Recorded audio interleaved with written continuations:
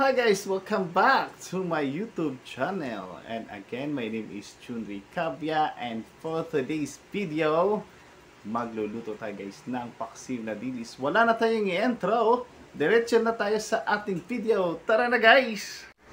And ito na guys yung ating dilis, yung ating mini ingredients. So kalahating kilo ito guys. Bumili ako sa Telepapakan na is 180 ang kalahating kilo guys. So dilis ito. Tinanggalan ko na siya ng ulo guys. So ayan, malinis na siya. Hinugasan ko na rin siya syempre. At syempre meron tayong bawang at syempre ating kamatis. Ngayon, iibahin ko siya guys. Lagyan ko siya ng bell pepper kasi marami tayong bell pepper sa bubong, yung ating mini garden. So, dalawang sibuyas gagamit ako at syempre yung siling haba, present yan. Syempre yung ating luya guys o ginger. So ito gagamit tayo ng pork sabor, syempre asin and syempre yung black pepper na buo guys. So, buo ito guys and syempre yung ating dato puti na suka. So ito yung ating gagamitin ng kaldera guys. And then yung ating dilis guys ay syempre i-wrap natin ng banana leaves. So yung banana leaves guys ay atin yan mamayang ano sa apoy lang kasagit guys para maging maluto o lumambot siya kasi ito matigas siya. So, okay, proceed tayo guys sa pag mix ng ating paksiyo at saka yung ating banana leaves. And syempre unahin natin yung ating banana leaves guys o dahon ng saging. So pwede natin yung kalan. So painitin natin yung ating dahon kasi matigas siya para pag na-roll na natin doon sa pag-wraps doon sa dilis ay hindi tayo mahirapan. So ganito po, dahan-dahan kasi mainit ang apoy. At syempre may kalan tayong ginamit.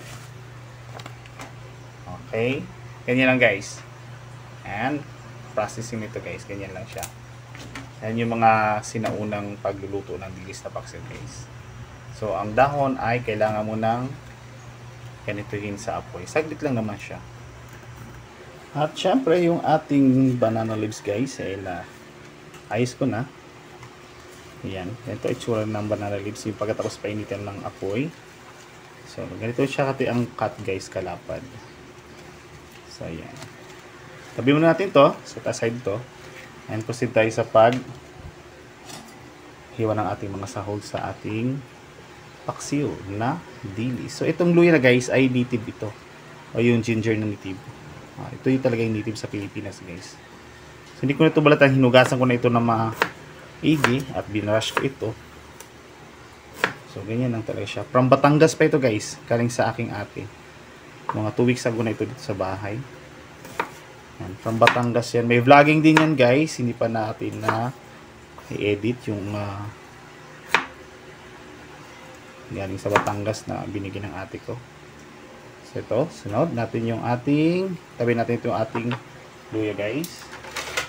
Ayan ang isang lagayan. And then next natin yung ating sibuyas. Paghahaluin lang natin to, syempre ibabalatan na natin yung ating mga sahog. O sa Bisaya pa, lamas guys, lamas. Lamas to, o sahog. Then, slice natin to, tapos natin balatan. Ang slice ko nito ay pahaba lang siya. So, hindi natin masyadong gandahan. Ganyan lang. Patahaba lang yung kanyang slice ng ating onion or sibuyas guys. Mas mura ngayon ang sibuyas sa Pilipinas. Ang mahal ngayon guys ay yung kamatis. Ayan. Ito yung traditional taga na paksiw na kung ikaw ay Bisaya ay Pilipino. Ayan. Tabi natin yan. Siyempre, slice ng ating tomato. At ganyan lang din siya. Lakihan natin. Ayan. Masyadong arte. Kasi lutong bahay ito. Pero malinis yung gawa natin guys. Ayan. Kaya pwede na siyang ganyan guys. Next natin yung ating bell pepper. Puro natin yung ating kaldero. Bell pepper. Mahaba lang din siya guys. Pang-dagdag aroma lang to siya.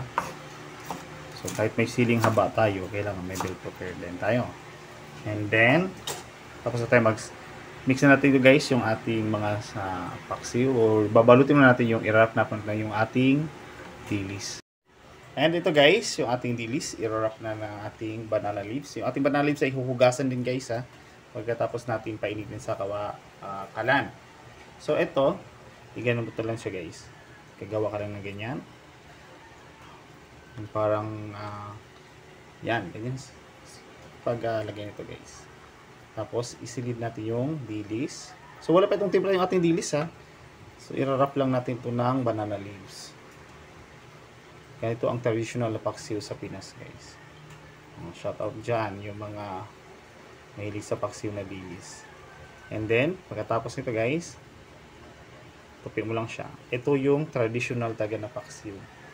Nakuha ko pa ito sa aking mga lola-lulo, syempre nanay na sa kusina lagi. So, yan. Ganyan mo lang siya. Parang gagawa ka lang ng isang lalagyan. Yan. Lagyan natin to. Tapos yung damihan kasi nga ay para hindi umapaw doon sa ating banana leaves. Ganyan lang. Oh. Simple lang siya guys. Okay. Again, ganito po ang pagtupi. Tupi mo lang siya. Ganyan. Okay.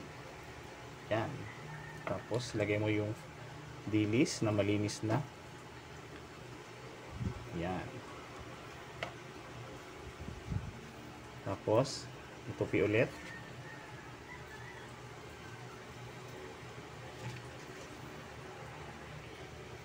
And ito guys, natapos na natin yung ating dilis sa pagbabalot or wrapping.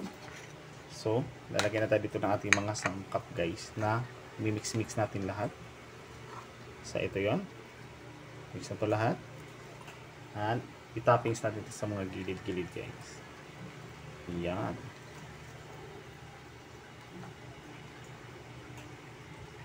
Sobrang sarap nito guys pag naluto. Yan siya. And aromatic talaga siya guys. Yan. Then, yung ating bawang. Malinis yung ating kamay guys. Make sure na malinis yung ating kamay bago prepare tayo ng food.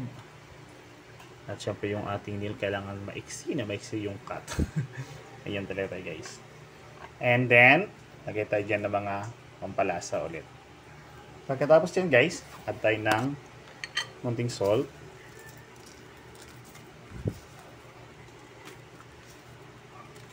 Tapos, add tayo dito ng black pepper na buo guys. Okay. Pang dagdag aroma yung ating black pepper. So, yung suka natin guys ay tansyahin lang natin. Walang tamang sukat po ang suka. Pero mas maganda talaga is madami siyang suka. Kasi paksaw ito sa suka lang talaga. Dilis kasi ito guys. Kasi na yun kung gaano kadami ilagay mo na suka. Then isasalang natin ito sa kalan guys. And then lagyan natin sa kalan. Sindihan natin yung ating kalan. Apoy. Ayan. Wala pa tayong nilagay dyan na tubig guys. Pasimmer lang na muna natin to ng ilang minuto guys. Balikan natin yan mamaya guys. And ito guys, silipin na yung ating paksiw na dilis. So mga ilang minuto na rin siya. Sarap ito. Aromatic yung kanyang flavor guys. Kasi sobrang dami nating lagay na pampalasa or spices. So, ay mag-a-add tayo dyan guys ng mag-add ako ng konting oil. Add ako ng konting oil. Okay. Simmer ulit natin yan.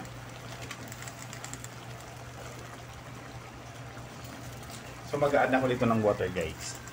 Kasi luto na yung suka or yung vinegar. Add ako ng konting water sa ating paksiw na dilis. And then, maglalagay pa ko ng pampalasa. Siyempre yung ating pork sabor seasoning guys. Ubusin ko ito kasi wala tayong ibang nilagay, diba yung asin, nakakunti lang asin. So yan, padagdag lasa ito guys. Simmer ulit natin to. At titikman natin to syempre ang flavor kung tama na ba sa lasa. Sarap nito. Ayan. Balikan ulit natin yung mamaya.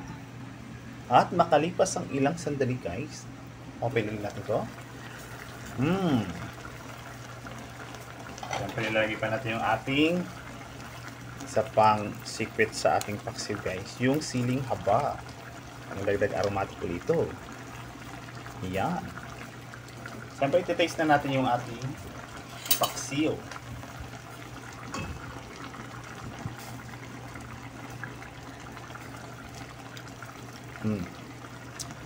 Sobrang sarap, guys.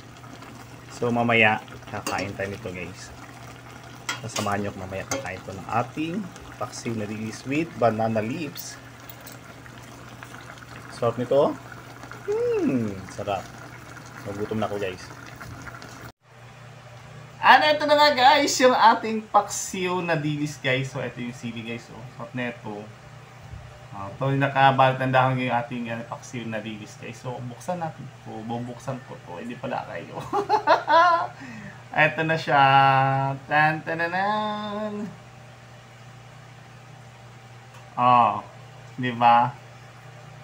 Okay, sabay niyo ko, guys. Kakain tayo. Alis niya aking kamay. Sa Panginoon Diyos, maraming salamat sa binigay mo ng pagkain at blessing sa araw-araw. Hindi sa mga ni Jesus. Amen. So, kaya na tayo, guys. Malis niya aking kamay.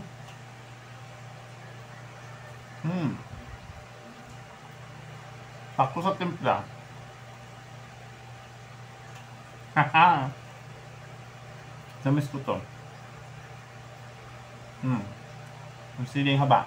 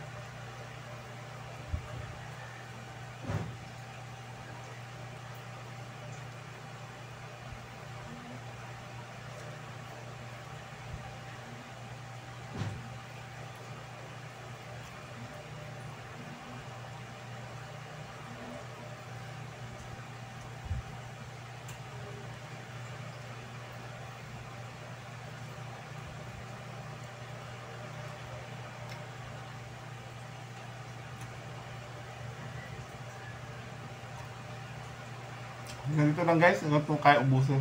Thank you for watching, guys. In the next vlog.